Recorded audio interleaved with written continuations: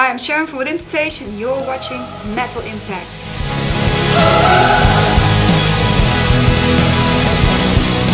I'm doing fine, thank you. We've been enjoying France and I've done a lot of interviews yesterday, but I did get outside of the hotel to go to have a nice lunch, a vegetarian restaurant just around the corner, and also to a great restaurant. So I had the good taste of life through the food, so I'm really happy. I must say we have a very strong following, especially in Paris. It's that was the only place where we had a street team, more or less. People were just they started a fan club for orientation, and they just undertook a lot of things on themselves. Like they did a lot of promotion for us before we came, just by themselves, just because they liked the band. And yeah, that was, I think, the best support we had.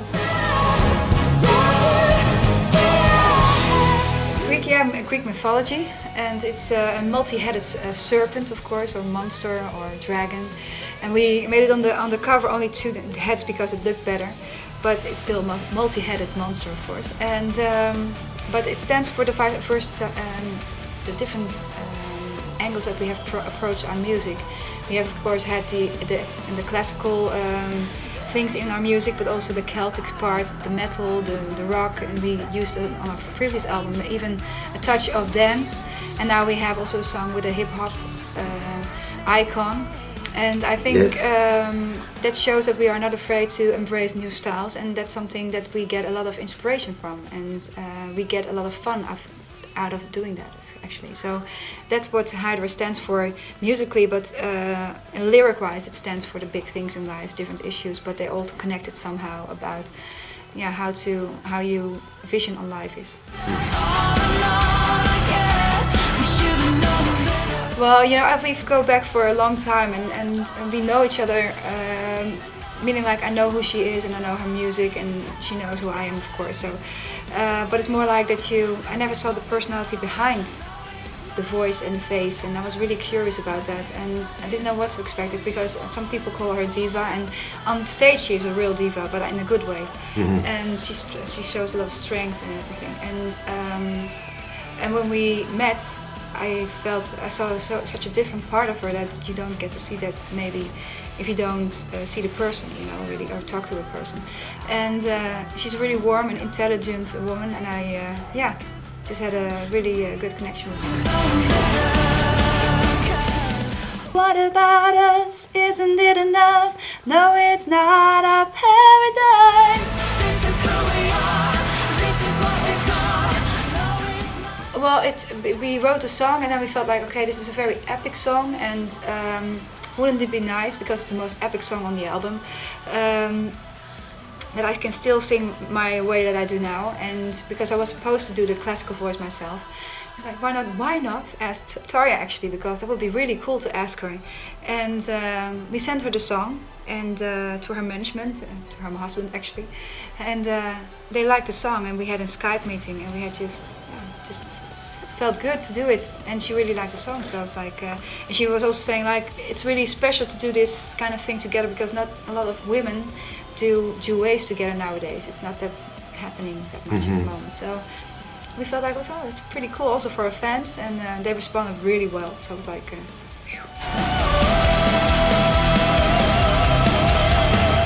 well, that's what the song is about, actually, is that everybody has their own opinion about how paradise should look like, and coming from different religions and different backgrounds and different, well, whatever people has made the people they are. And I think that's everybody should have their own vision on paradise, because you can't make everybody think the same or feel the same about a certain subject, and have more respect for that. And also, although people might not be rich, but they still can have a paradise, because they're very happy with what they have.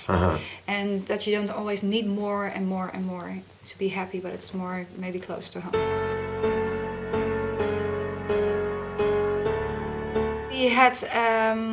we had a certain vision how this song should, how this crossover should be, like these two kind of styles, and we really had to work hard to get it finally the way it turned out now. We had like 5 songs where it didn't work on, but you need the right song with the right person to rap on it also. And when we wrote this song, it's really with intonation, really big and orchestral and then emotional, and then you have this rapper who has a totally different feel to it, but also very emotional and powerful, and that's what the song also needed. It's about empowerment, standing up for yourself and finding your own happiness, and don't stay in a certain situation where you're not happy and be a victim of the situation, but go for your own happiness. And that's what the song is about. And he wrote it, we told him also to write his own lyrics, because because a rapper, you can't tell him to sing something that we have written, so it's like you rap your own thing, and that's his signature, of course, and he did it in such a great way, I think, and it just suits the song very well.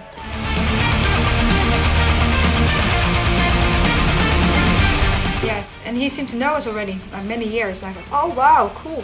Because, there are many metal bands, and some that, of course, you don't realize it that much when we know a lot of bands, and we check out a lot of bands, and we like a lot of music, but you don't know that other people might also like you. And he said, oh, I've been following you for years. And Robert said, oh, then we could have asked you years way back. I said, oh yeah.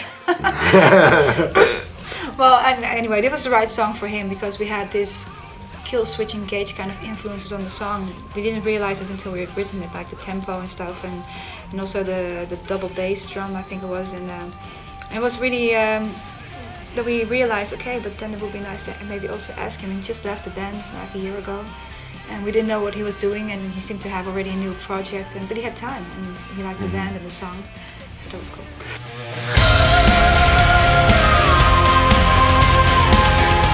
Yeah, it was a lot of work, because we didn't just take the guitar, acoustic guitar, just the piano. Sometimes we did, but most of the time we made a big production out of it. And it was a challenge for us to make a more pop or commercial song into a more heavy song. And people are just tumbling over the names that who made the original song, of course, which I can understand. But on the other hand, Alien Anthem did a great job on a song of Michael Jackson in the past. And it's like making. And I also think that you can only make a nice contrast if you make a pop song a heavy song. If you take a rock song and you make it again a rock song, it doesn't make any sense. You can't make that much of an impact or a difference. And it was more fun trying to make those more radio songs into a more rhythmization kind of sound than already a metal song.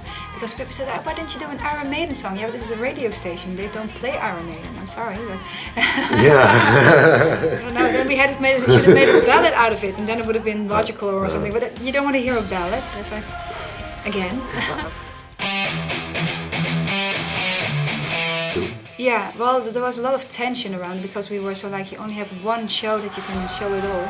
But on the other hand, it was memorable for us, because there were all the old band members were there, and not all of them, but most of them, and we just tried to make the best show ever for us, making new video content, but also Robert coming down from this cube in the sky, and me with these wings that I couldn't move with.